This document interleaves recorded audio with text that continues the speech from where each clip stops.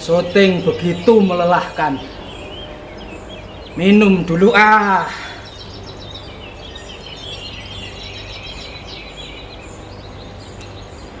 Seger. Nucles, ancles di badan, tembus di batin.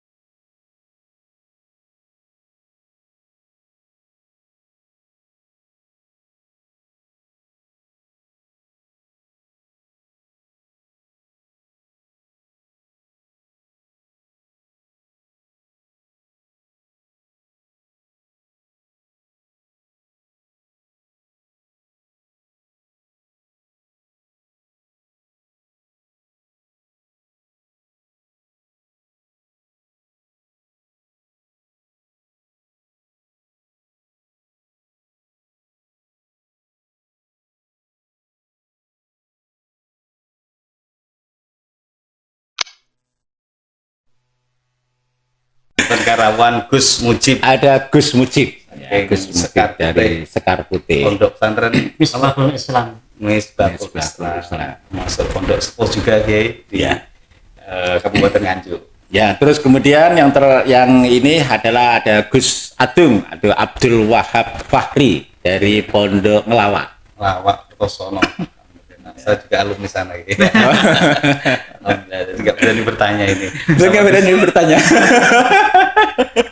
Berarti dijawab. Karena biasa beliau yang ngasih nanya ke santrinya. Wah, ini gimana ini? Ya, sahabat Muslim, kita bahagia sekali pada saat ini kita kedatangan Gus-Gus ini. Intinya Luar Gus-Gus dari pondok-pondok besar yang ada di Kabupaten Nganjuk ini. Kita tahu ada Mojosari, ada Sekar Putih, Ngelawak, ini sudah pondok-pondok yang luar biasa di Kabupaten Nganjuk. Dan inilah para generasi-generasinya atau Gus-Gusnya. Kita ingin tanya terkait dengan agenda-agendanya sehari-hari dulu, Mas Arif ya. Ya. Agenda-agenda ini mulai dari siapa? Agenda puasa lah terutama. Terutama di Ramadan ini. Ya, kegiatan di Ramadan ini. mungkin bersama santri-santrinya, keluarga Gus Ya. Ibin ini. Oh iya, monggo. Kalian pun Agus, gimana? Nah, agendanya seperti biasa, sahur, terus Sahur. buka. Intinya dua itu Sahur saja. langsung dalam buka, Sahur, sahur. Beda loh, sahur Tengah-tengahnya langsung. biasanya tidur. Kalau gitu. Ya. Kalau kegiatan santri-santri, ya pengajian Ramadan biasa. Ada maktubah, ada subuh, ada zuhur, ada asar, ada maghrib, ada taraweh, tadarus.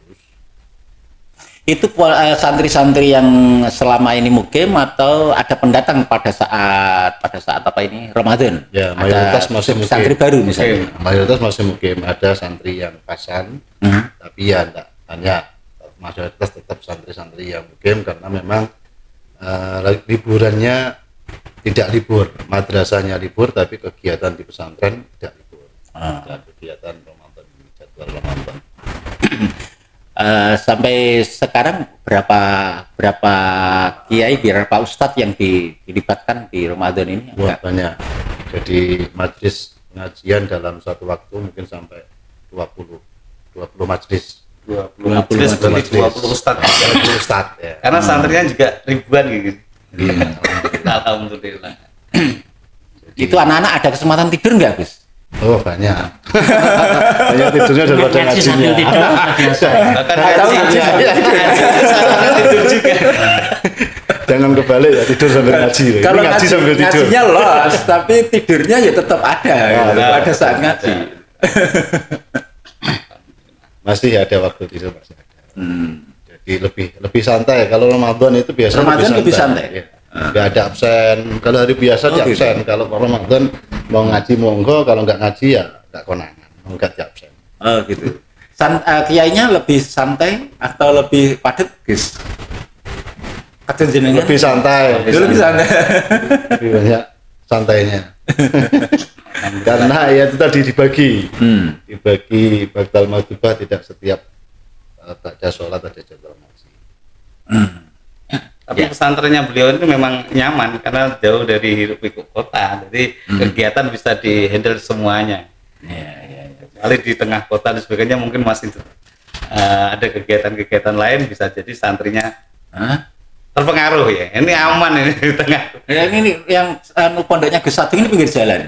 Agak lebih ke kota ini. Makanya saya juga dulu kan talum situ. Kadang ya sedikit banyak harus jalan-jalan.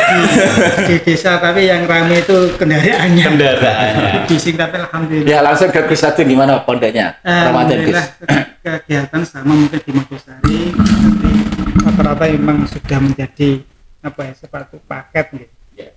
Menjadi sistem bahwa ketika Ramadan sudah berjalan seperti biasa, sudah nanti di sini, nanti kiainya sini, waktunya bahkan ada subuh, kemudian zuhur, asar, kemudian sampai tarawih, ini sudah biasa dan kitab-kitabnya sudah nanti dipilihkan. Tapi yang dekatan sanawiyah nanti sudah kitabnya ini, aliyah ini ada, klasifikasi ada tetap, tapi sama kita santai tapi sesuai dengan jenjang. Karena khawatir belum waktunya terus ngaji kan bahaya. Dan ada yang masih sanawiyah ngaji full Dikontrol, dikontrol. Ingin nanti pulang cepat. ada arahan Iya gitu ya? betul. Tapi bagaimana ngaji dalam sesuai. Tapi pendatang di Ramadan saja, yang ngaji pondok Ramadan saja ada? Tidak ada selama ini hanya di internal dan sudah 2 tahun 3 tahun ini sama dengan sekolah formal. Di sana kan ada sekolah formal, ada aliyah negeri, asrama negeri, dan yang lainnya ini sudah kerjasama untuk memondokkan yang meskipun tidak mondok duduk itu nanti wajib 3 hari. Tapi kerjasama selama 2 tahun ini sudah 3 hari mau wajib mondok, meskipun itu dia tidak di pondok tapi tetap wajib kegiatan. Orang-orang tua sudah nggak ada ya mondok ya? Orang tua tidak ada yang mondok maksudnya Ya, yang mondok. tidak ada. Ngaji. Anak-anak yang ngaji itu yang Ngaji. Ikut ngaji mungkin rutinan bulanan atau mingguan. oh tidak ada. Kalau mungkin di pondok yang Toriko itu ada yang Oh, di Gus Mucin Nah, ini ada. ini Mana ada. Gus di pondoknya? Untuk di pondok saya agenda Ramadan seperti tahun-tahun kemarin kita menekankan bagaimana mengisi Ramadan dengan kegiatan positif. Makanya tiap maktubah setelah sholat itu ada kegiatan ngaji bersama. Kecuali setelah subuh ada tadarus 1-2 juz tiap anak. Nanti juga ada ngaji tiap maktubah ada ngaji. Dan ditekankan untuk sholat tarawih meskipun secara fikih itu sunnah muakkadah bagi anak yang pondok menjadi wajib itu penekanannya. Bagaimanapun juga antara puasa dan tarawih sholat itu tarawih maksudnya. ya wajib yang kita bukan berarti ijma menyalahi ijma bukan wajib untuk menekankan harus dilakukan, harus semua mengikuti karena antara puasa dan tarawih itu satu paket yang tidak bisa dipisahkan dan tarawih itu penyempurna dari ibadah wajib. Kalau orang-orang sepuh ada yang mondok di Kalau yang ngaji, yang ikut ngaji. Yang ikut ngaji Masyarakat. untuk Ramadan tidak ada, tapi kita punya agenda tiap selatanan, tiap Selasa Kliwon itu ngaji sesepuh. Ngaji Barat mengikut jamaah Toriko itu tiap malam Selasa Kliwon. Dan juga ada agenda di luar pondok kegiatan ngaji di jamaah di luar. Kita langsung teruskan gini, Mas Ari. Kalau di Sekar Putih itu kita apa namanya masyarakat atau warga Nganjuk itu sangat mengenal dengan Mbah Hakim.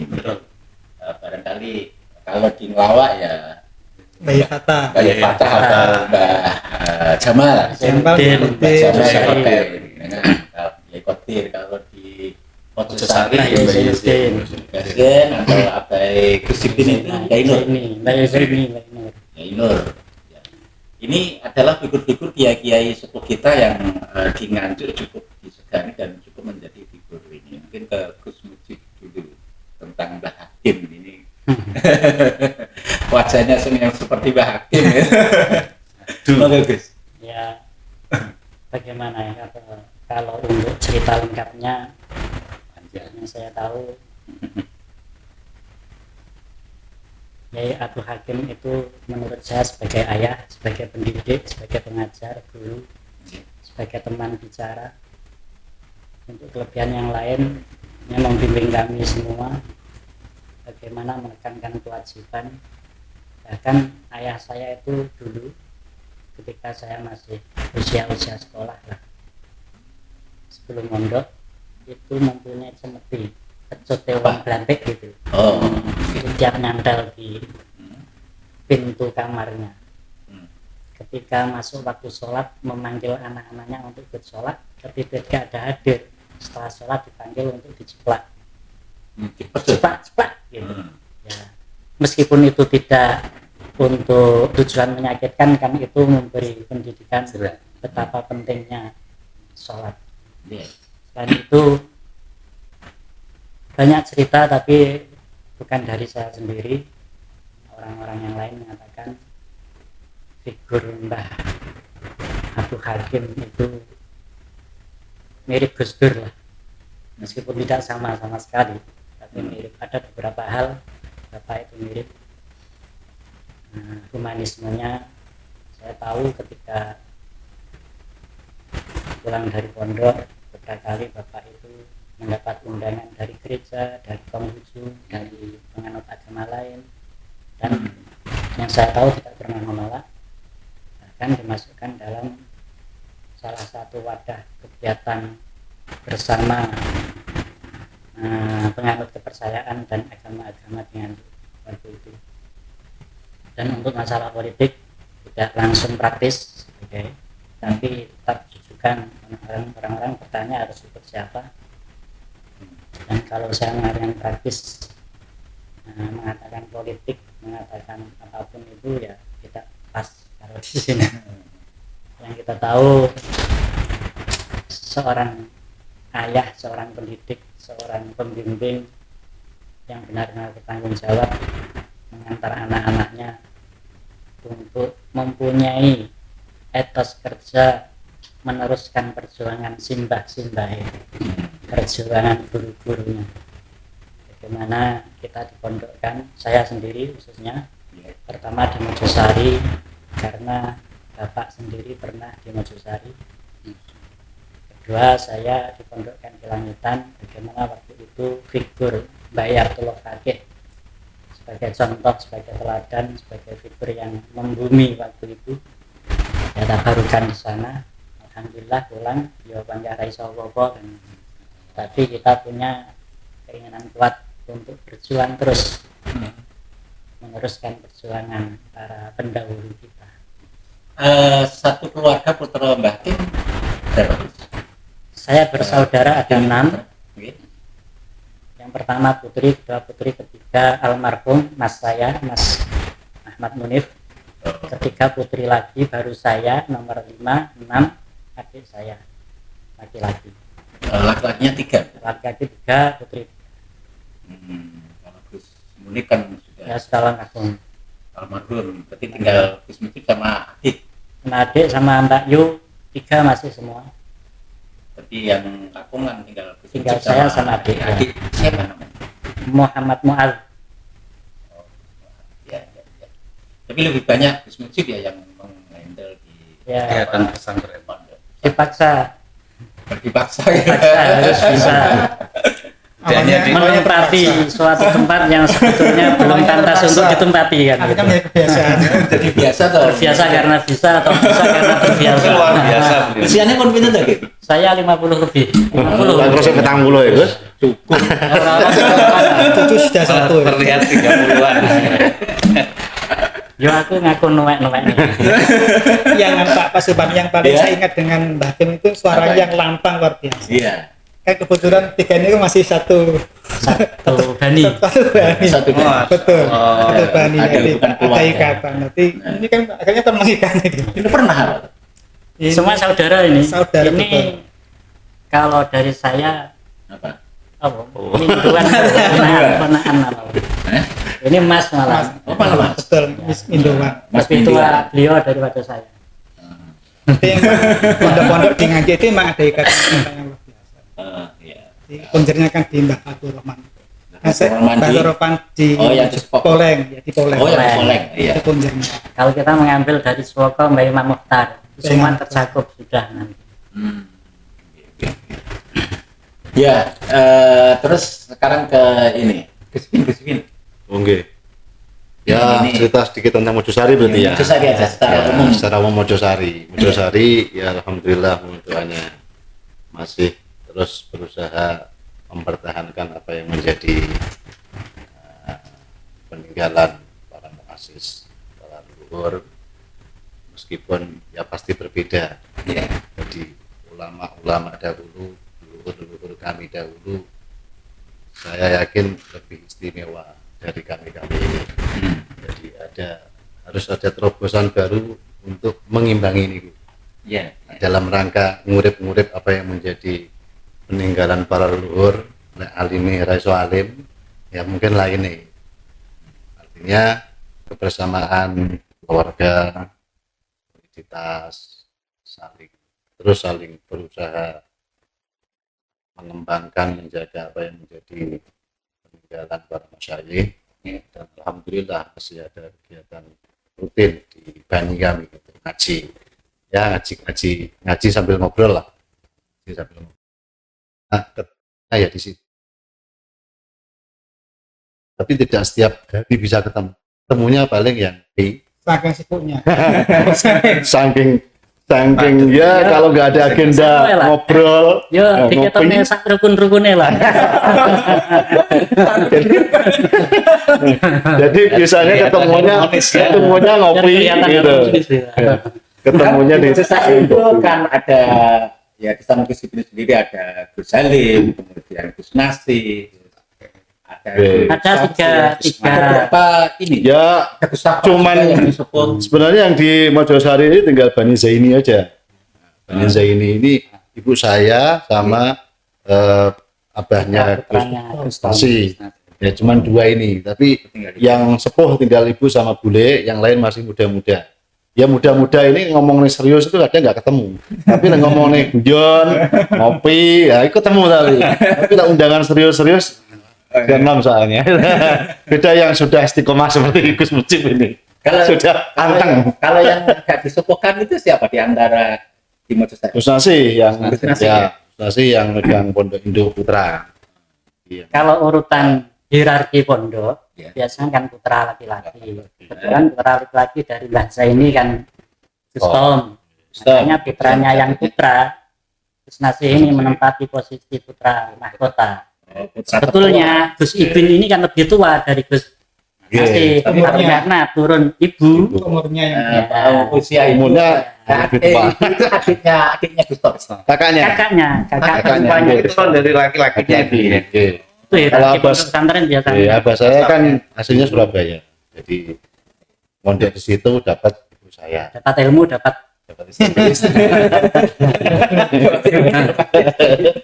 bertrek Kalau Gus Safar Kalau nggak salah Pak, itu kakak ipar. itu sebelum jadi iparnya Gus Ibin Ini juga saudara. masih saudara. Saudara juga. Saudara Namanya Gus Ibin. Minduan. Ya, Tapi aslinya kan saudara saya juga. Sekar Putih. Ya, Iya. saudaranya Katung juga. Ibunya Sekar Putih, ayahnya Madura. Tapi menikah sama rata-rata Mojosari. pondokan itu punya tradisi mencari jodoh keluarga sendiri. Karena untuk orang lain nggak payu. Ini tadi pertemuannya disengaja nggak sih? ini perlu Nggak sengaja. itu ke depan Nanti kita Qadarullah Jangan wong liya. mau kasih sebenarnya terpisah. Ya baru kali ini ketemu dia tidak resmi. Biasanya ngopi ketemu nih. Tapi dan nggak bahas tentang nasab.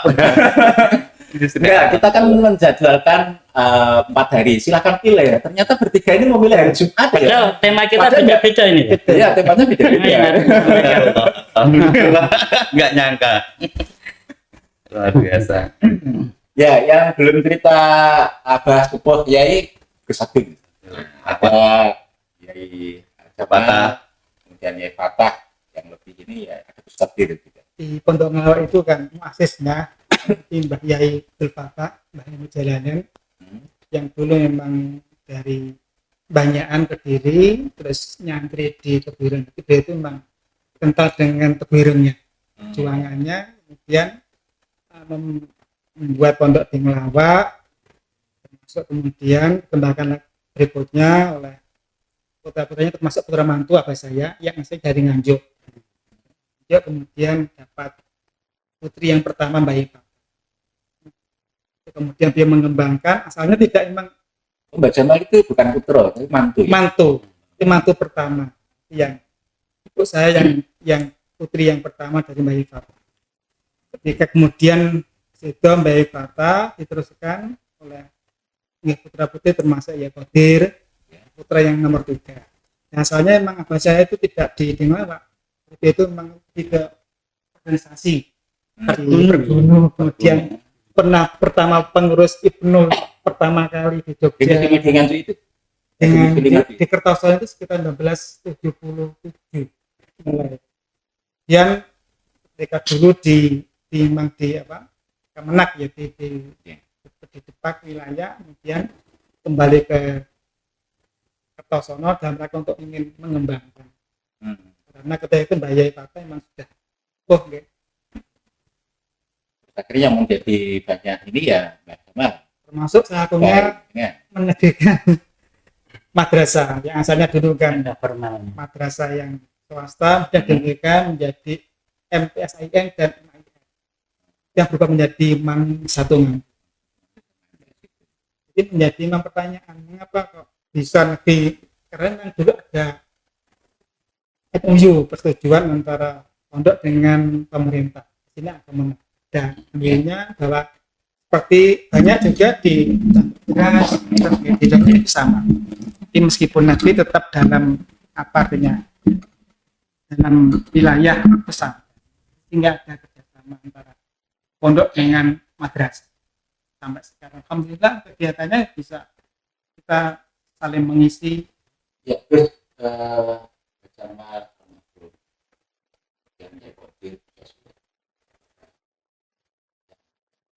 dengan ini sesepuh. Belum waktunya nih. Belum pantas.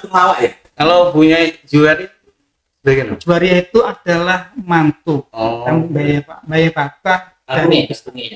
Ya ini yang termasuk meneruskan ada, bukan saya. Gus Ham. Yai Mutiullah. Ini yang kemudian meneruskan dari Yai Abdul Qadir. Dia bahkan menjadi katakanlah sentral dari pengasuh, ketua pengasuh beliau. Saya kebetulan dijabok menjadi sama Gus Kadir. betul saudara. Si Yai Fatah itu putranya 9, yang 3 putra, yang putrinya 6.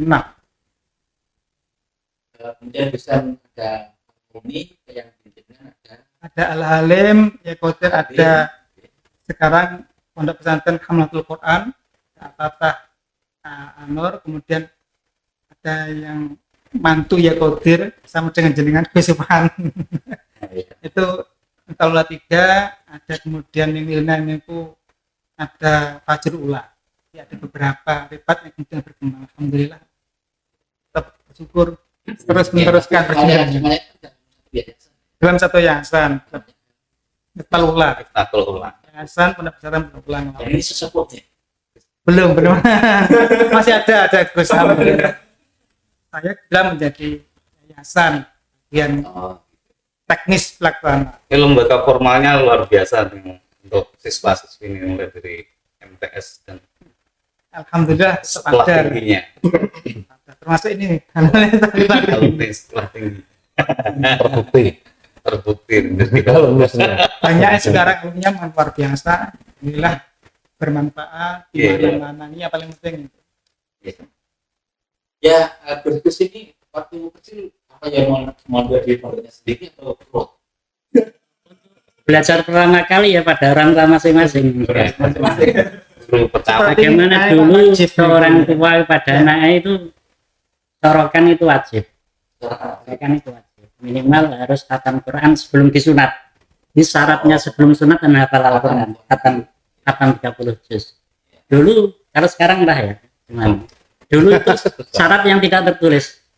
Khatam 30 juz Al-Quran baru boleh sunat. Kepada orang tua juga. Iya, orang tua yang menekankan itu. Gus kecil pondoknya selain dari Ragam, Mejusari sama Langitan. sama Saya tahu persis kecilnya ini. Kan dia ganteng ya. Saya memang di sana disiplin masih berapa? Jadi gantengnya Gus Ipin dunganin jenengan. Nah, keliling kan Berarti ngomong kan. ganteng gitu kan. Mulai awal-awal sana aja ya, SD sana aja. Di akhir kelas 6. SD sanawiyah jenenge mondok di Masih di Mejusari. ya, Berarti 96 ya, kan? ya. Enggak. Tulisannya berapa tuh? Usianya? Oh jauh. Yo, Saya ya masih jangan 14. terlalu lah ya. Jangan dijauhkan. Menolak untuk tua. Ngata nih, kirim nom. Jadi ya mungkin sama tapi sekarang tantangannya beda. Di orang tua sekarang dengan orang tua dahulu itu kayaknya luar biasa. Orang tua sekarang itu kalah sama anak.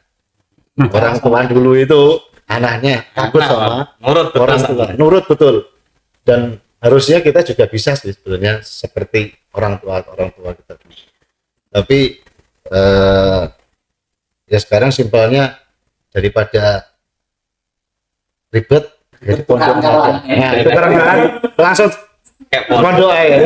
Kalau dulu enggak kan, orang tua itu ngajari kita dulu mulai dari kecil. Setelah sekiranya sudah siap lah Qurannya ya, ngaji-ngajinya dikit-dikit yang kitab tipis-tipis sudah selesai baru di pondok. Sekarang kan enggak. Daripada sekarang repot bertengkar dengan anak, karena sekarang ada setan yang selalu dipegang sama anak. Setan gepeng. Makanya ya lebih baik di pondoknya daripada nanti Ini setelah itu di pondoknya di mana? lo tang Jombang di Darul Ulum. Oke, ya di Darul Ulum. Terus ketika sudah selesai di Malang di Mergosono di Kiai Mas Tepi Mahfud. Itu karena keinginan Gus Ipin sendiri atau keinginan apa? Ya keinginan orang tua ya. Ikut teman. Kalau bedanya perasaan saya ya, bedanya dengan dulu dengan sekarang itu. Kalau sekarang anaknya dipaksa untuk mondok. Kalau dulu itu sebenarnya ya semi dipaksa, semi kemauan sendiri karena di rumah pun dikerasi. Di rumah pun takut. Ya mending pondoknya oke gitu. Mondok itu Jadi seperti pelampiasan untuk keluar gitu. tujuan mondok menghindari marahnya orang tua. Saya dulu tuh mondok paling kerasan. Soalnya kalau pulang jelas mek jagung ya. Jelas ke sawah. Itu mondok keras enggak ngulek-ngulek. Dengan sawah. Nah, pulang malah disuruh ke sawah. Sekarang itu mondok di mana? saya emang awal di Lawak dulu di Dinia juga, kemudian lulus dari SMA. Saya memang lain dari ini, semua itu lain saya. Jadi saya itu kebetulan meskipun di rumah ada sekolah katakan sekali ya, saya di luar di SMP dan di SMA, SMA 1 dan Semakar. Itu produk saya itu kan membingungkan. Tidak pernah di Lawak. Tidak. Nggak tahu, dulu ada kakak saya terus saya di karena mungkin melihat dapatnya kok bagus SD terus dimasukkan dari SMA 1 masuk Semangkar. Kemudian setelah itu alhamdulillah backup dari madrasah tetap di rumah ngaji Quran dan di dunia. Terus setelah dari Semangkar sama dengan Gus Ipin saya di Bekasi. Sama materi.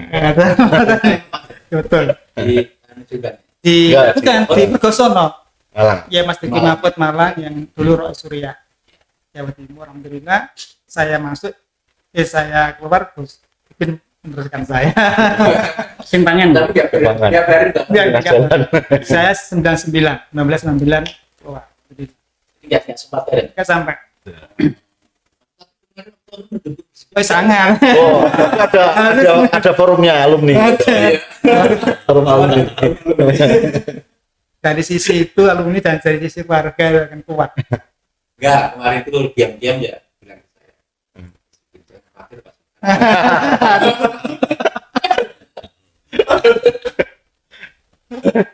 Ya, ternyata ya memang artinya Gus-Gus itu ya memang menurut jenengan ini kategori Gus-Gus semua harus menjawab kategori ngaji tenangan, sinau tenangan Baru kata. Ini yang Tenangan kita support dulu. Bagaimanapun juga kita contohkan, setinggi apapun gunung, ketika kita sudah sampai puncak, gunung akan tetap di bawah telapak kaki kita. Tapi kita tahu untuk mencapai puncak gunung melalui jalan yang terjal, jalan yang sulit. Tapi ketika kesulitan, kerumitan, kerja keras kita lampaui, kita akan menemukan puncak gunung dan kita memandang pemandangan yang indah dibanding ketika dalam perjalanan.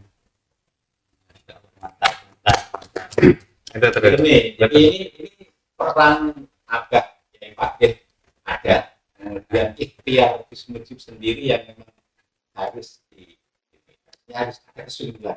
Seorang anak itu bahan mentah. Bagaimana menciptakan bahan mentah yang bermanfaat tergantung kokinya. Dan setelah kokinya, bahan mentah ini harus ada faktor bahan baik atau tidak. Berarti dari orang tua. Makanya seorang guru dan orang tua itu sesuatu yang tidak dipisahkan, keduanya penting dalam kehidupan kita. Orang tua menciptakan kita sebagai bahan, guru yang menciptakan menjadi sesuatu yang bisa dimanfaatkan bahan jadi. Dan melalui kerja keras manjadda wajadda, jadi seorang yang bersungguh-sungguh akan mendapatkan. Kita tahu bagaimana ada dawuh sak rekoso neleh mung golek ilmu ijeh wae rekoso nalikane awakmu dadi wong bodho. Kesulitan kita mencari ilmu, kerepotan, tantangan, cobaan ketika mencari ilmu itu tidak seberapa berat ketika besar kita menjadi orang dalam keadaan bodoh. Memang sungguhan meskipun bahan kabunya ini kopinya kurang mahir. Makanya saya pernah mencari jawaban yang bertahun-tahun saya tidak pernah belum menemukan, tapi ketika pulang dan bapak sudah meninggal saya baru menemukan. Dulu ketika saya di Mojosari ataupun di Langitan, tidak pernah sekalipun ayah itu bapak menanyakan gue diulang apa, tidak pernah. Ternyata setelah aku beberapa waktu mendapatkan satu makalah bahwa tawakal seorang tua kepada guru yang mengajar anaknya itu menciptakan anak yang insya Allah berhasil. Ya, terus saya mengambil titik temu. Ya, bapak mungkin tahu aku diulang apa ya Pak nih karo guru. Begitu tawakalnya bapak kepada guru yang mengajar. Pengaruh juga ya. Saking percaya nih karo guru yang ngulang aku kan. Orang percaya karo aku. Kepercayaan nggak bukan saya pada saya, tapi percaya pada guru yang mengajar saya. Ustaz, tadi kan ada kata mutiara yang sangat indah ya. Mungkin nanti bisa dibuat poet kan, apa story bisa diulang lagi ya, yang tadi ya kaki Kesuali aku. Soalnya kadang orang itu jernih pikiran ketika kenyang, ini lapar tetap jernih gitu loh. Kalimat sakti itu satu kali diucapkan setelah itu hilang. Di TNI ya bapak Menurut berapa?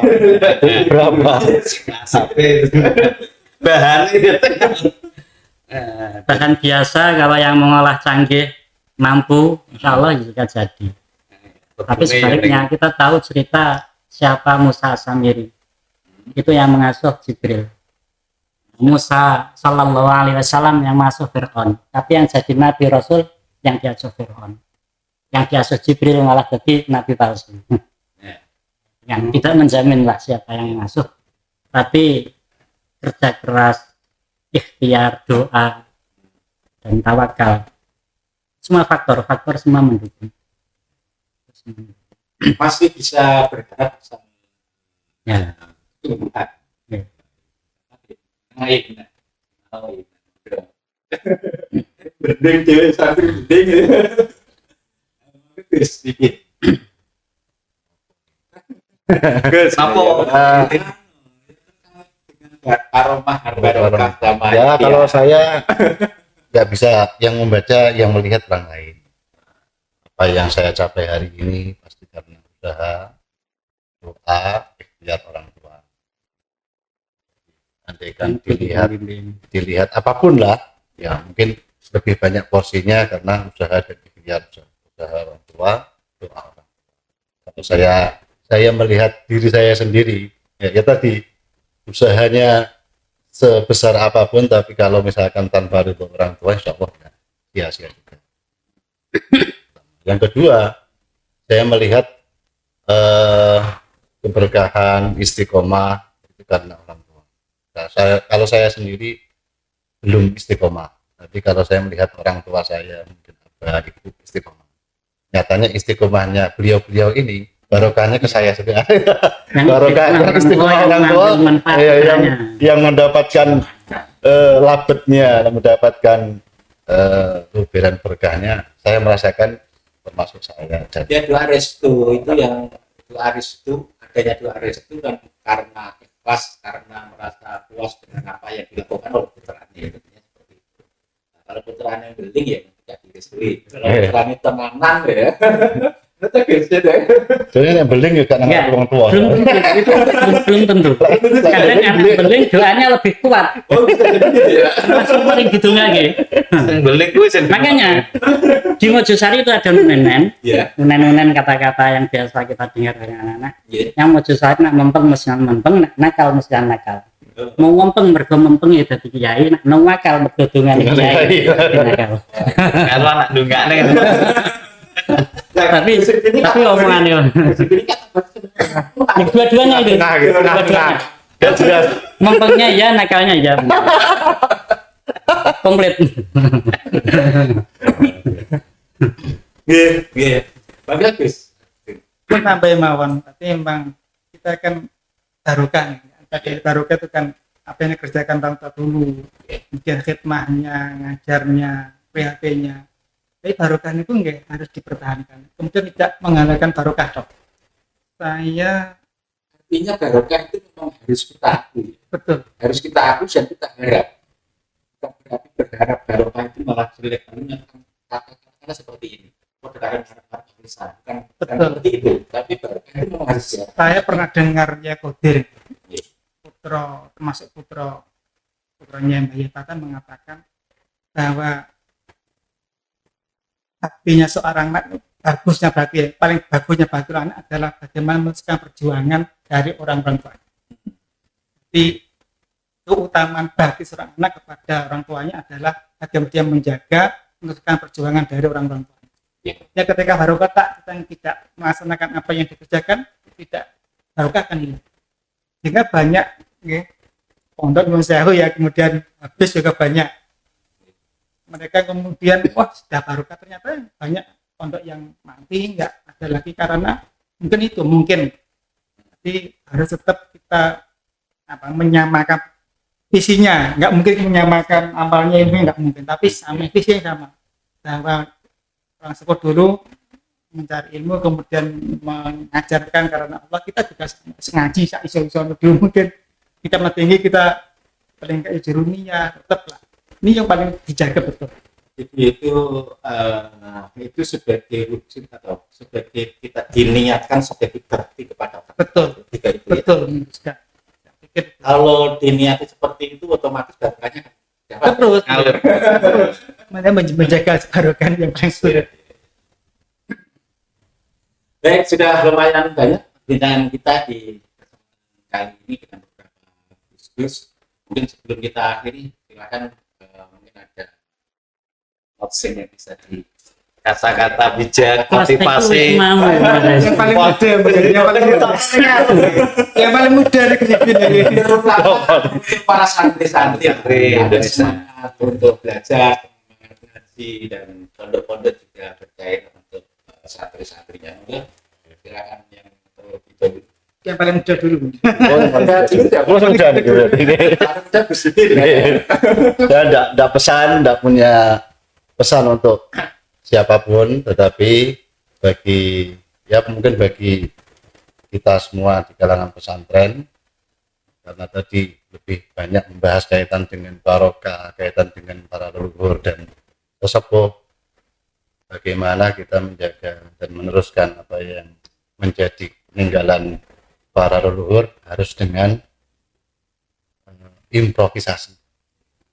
Kalau dengan bahasa inovasi dan lain sebagainya. Ini dalam rangka bukan tetap dalam rangka tidak keluar qaidah al-muhafadzatu ala qadimi shalih wal akhdhu bil jadidil aslah.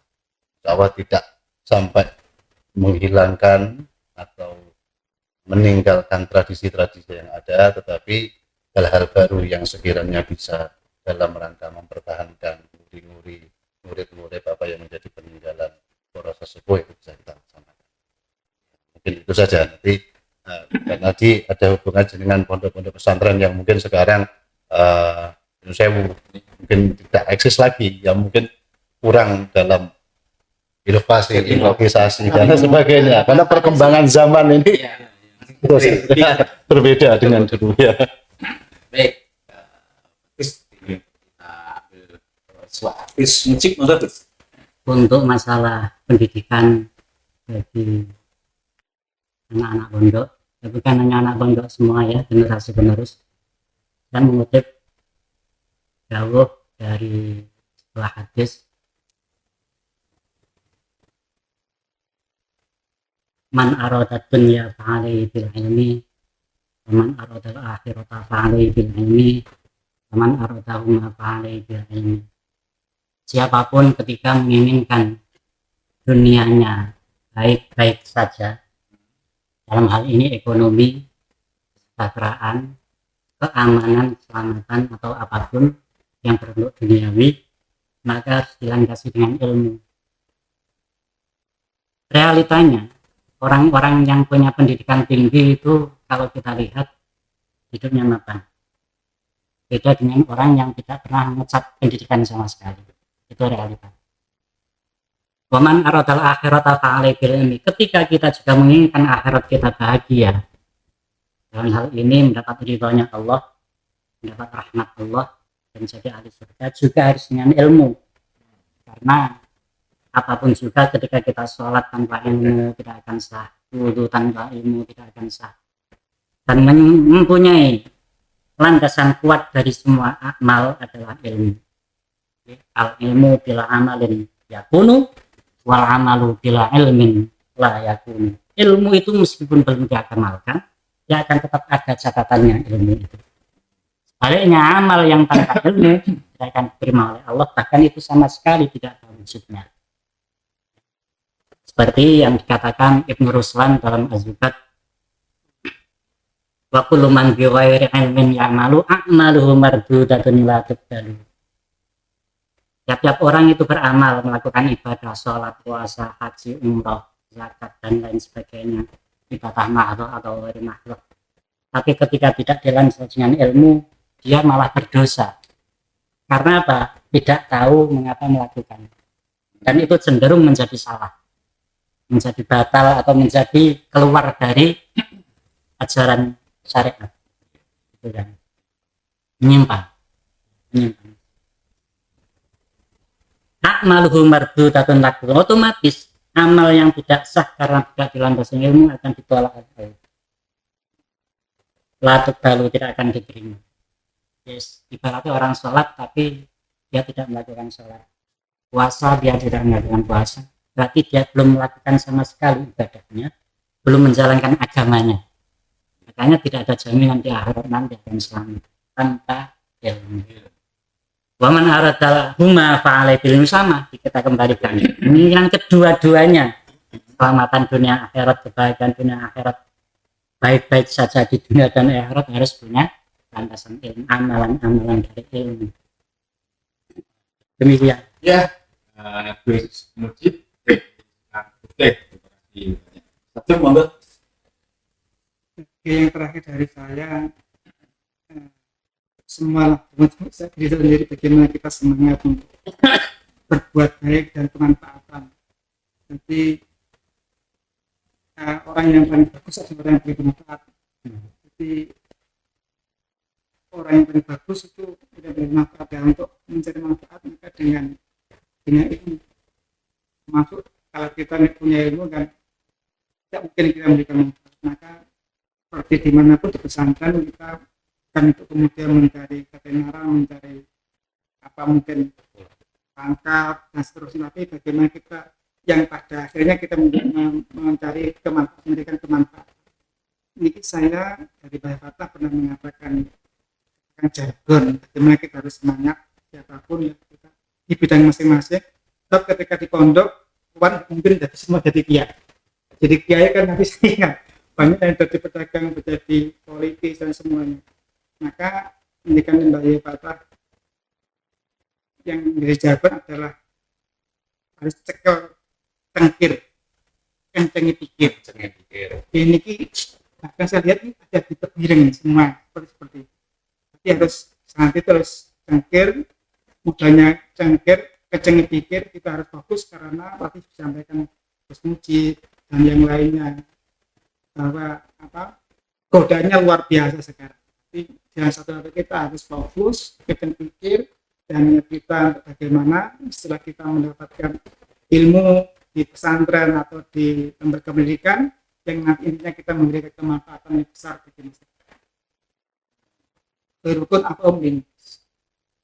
Itu yang paling yang kita butuhkan.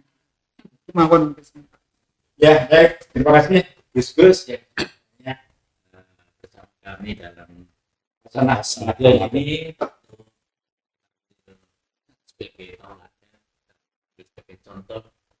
Satu, terima kasih dari Pondok Muhammad, dari Sekar Putih, visi dari Mojosari.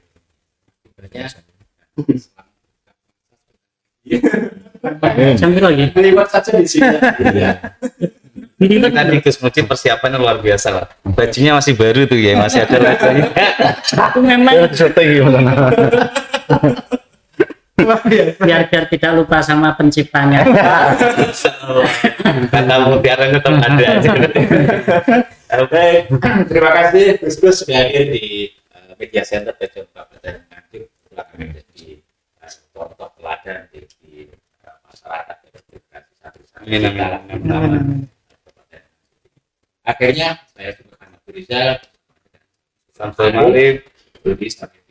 sampai di sini. Allah maafkan. Wassalamualaikum Assalamualaikum warahmatullahi wabarakatuh. Waalaikumsalam.